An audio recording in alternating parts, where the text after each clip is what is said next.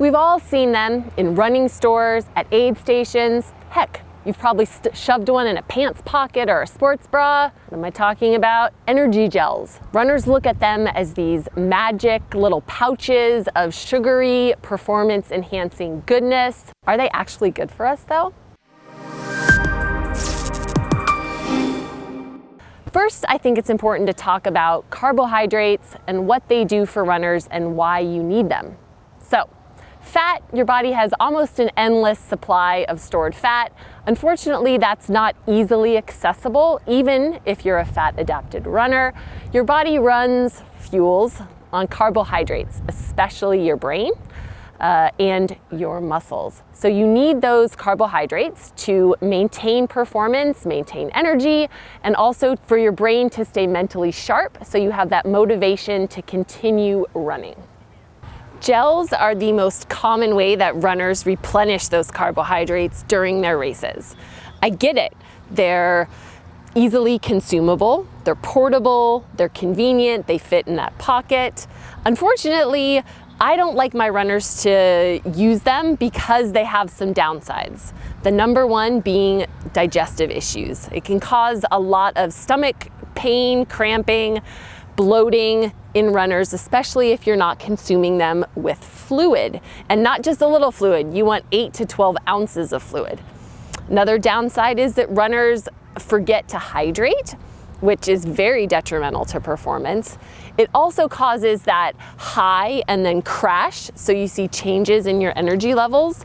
And those little 100-calorie packs, runners will take them all at once instead of spreading those calories out over, say, 45 minutes to an hour.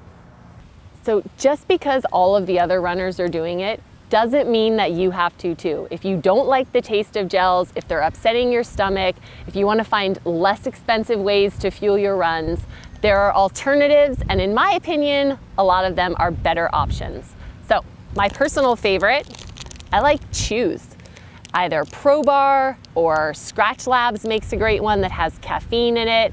I find Chews are not only easier and more enjoyable to eat, they're also a lot easier on my stomach to digest, and they don't have that super sugary, sweet kind of syrup taste that a lot of the gels do. Another option would be baby food. I know, baby food, what are we talking about? You can pick it up in any grocery store if you're actually out for a long run and you run out of fuel. If you're close to a grocery store or convenience store, you can run in and grab one of these. They're come in a variety of flavors, and they have that fast-acting, easily digestible carbohydrate source and it doesn't require water for absorption. You can also do something as easy as dried fruit. Raisins, those like mango strips from Trader Joe's, I love those. Or you can, pack your own, make your own fuel, anything from rice balls, from fruit leather, those kind of like fruit roll-up strips that you used to have when you were a kid. Main point, find something that you like, find something that works for you, and use that to fuel your runs.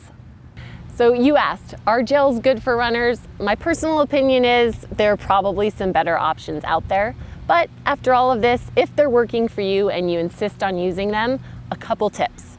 Number one, make sure that you're consuming fluid with it. There are these isotonic gels that say that you don't need fluid, but I love hydration. As a reminder, make sure that you're hydrating while consuming them. You can even pour them into your sports bottle to dilute them a little bit so that you're ensuring that you're getting that fluid along with it. You can also do what's called a mouth swish or swash, where you pour it into your mouth, swish it around a little bit, and then spit it out.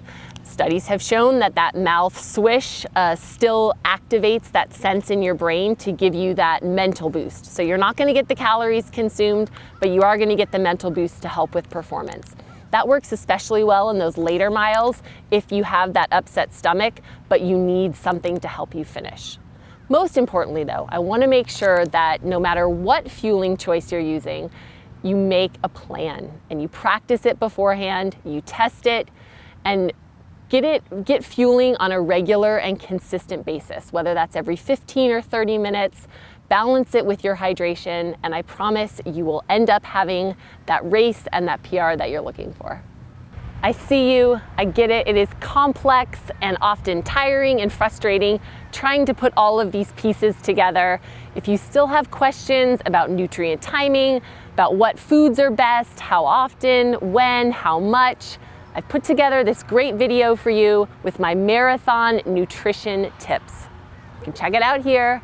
I'll see you in the next one. Sugary magic. Damn it. Little pat. Damn it. That was a good start. Why do people